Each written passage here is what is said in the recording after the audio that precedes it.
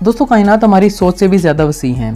एक अंदाजे के मुताबिक इसमें 200 अरब कक्षाएँ हैं और हर कक्षा में 400 अरब सितारे हैं। और हम अगर इस कायनात को देखना चाहते हैं तो हमें 47 अरब लाइट ईयर्स चाहिए होंगे। इससे अंदाज़ा लगाया जा सकता है कि कायनात किस कदर वसी है। दोस्तों फ़िलासफ़र्स इस वसी और हैरानकुन कायनात को खोजते रहते हैं और इसमें छुपे राज़ों को निकालते रहते हैं। दोस्तों आज की इस वीडियो में हम बात करेंगे इन्हीं फ़िलासफ़र्स पर और इनके बिग आइडियाज़ पर, जिन्होंने ना सिर्फ इजादात का दरवाज़ा खोला बल्कि इस वसी कायनात के कुछ राज़ों पर से भी पर्दा उठाया। तो दोस्तों स्टार्ट करते हैं आज की अपनी ये वीडियो। नंबर 1, सुकरात।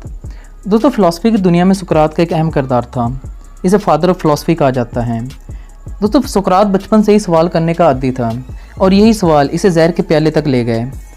दोस्तों सुकरात के घर के सामने एक यूनानी देवी का मुजस्मा था, जिसके बारे में यूनानी लोगों को ये अकीदा था कि ये देवी शहर की हिफाजत करती हैं।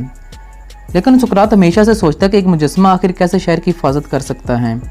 वो इस बारे में लोगों से सवाल करता और लोग सुनी सुनाई बातें सुना देते और इसकी माँ इसे ये कहकर चुप करा देती कि देवताओं पर सवाल नहीं उठाए जाते।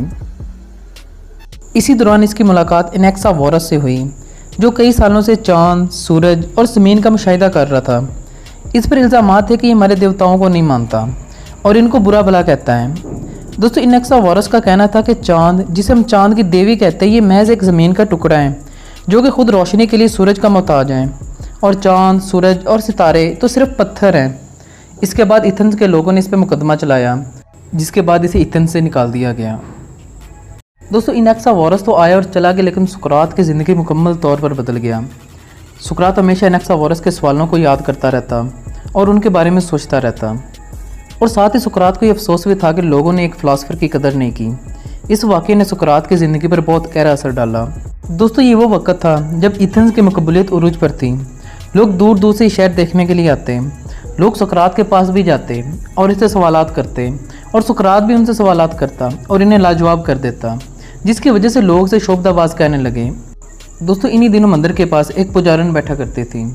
लोगों का मानना था कि पुजारन जो कुछ भी कहती हैं वो सब देवताओं की मर्ज़ी से कहती हैं। सुकरात का एक शागिर्द पुजारन के पास गया और पूछा कि एथेंस में सुकरात से ज़्यादा भी कोई दानिश्वर हैं? तो पुजारन ने कहा नहीं, सुकरात से ज़्यादा कोई दानिश्वर नहीं। दोस्तों ये बात आग की तरह फैल गई और एथेंस के लोग 2 ग्रुप्स में डिवाइड हो गए। एक का कहना था कि सुकरात जो भी कहते हैं सच कहता है और देवता भी इसे मानते हैं, जबकि दूसरे ग्रुप का कहना था कि पुजारन को रिश्वत दी गई है। दोस्तों एथेंस के नौजवान सुकरात को समझने लगे और इसकी बातों को तस्लीम करने लगे, जिसके बाद सुकरात पर नौजवानों को गुमराह करने का इल्ज़ाम लगा दिया गया और यूँ लोग सुकरात के ख़िलाफ़ होते चले गए।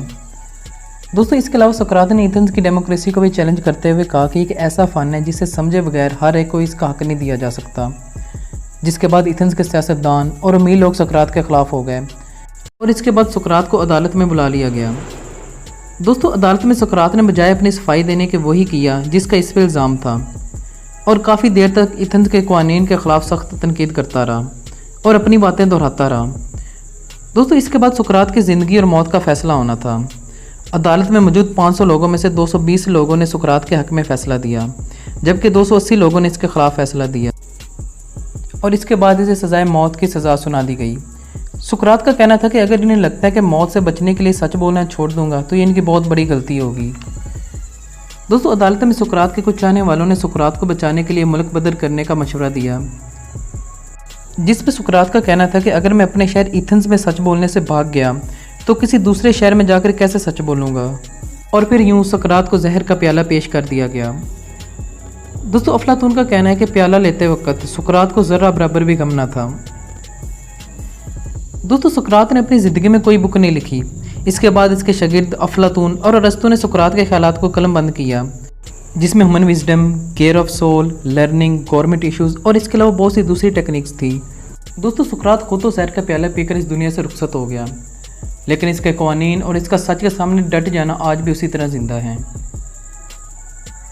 तो दोस्तों ये थी आज की वीडियो। उम्मीद है आपको इन्फॉर्मेटिव लगी होगी। बहुत ही जल्द दोबारा मिलेंगे बहुत इन्फॉर्मेटिव वीडियो के साथ। तब तक अपना बहुत ही ज़्यादा ख्याल रखिएगा। अल्लाह हाफिज़।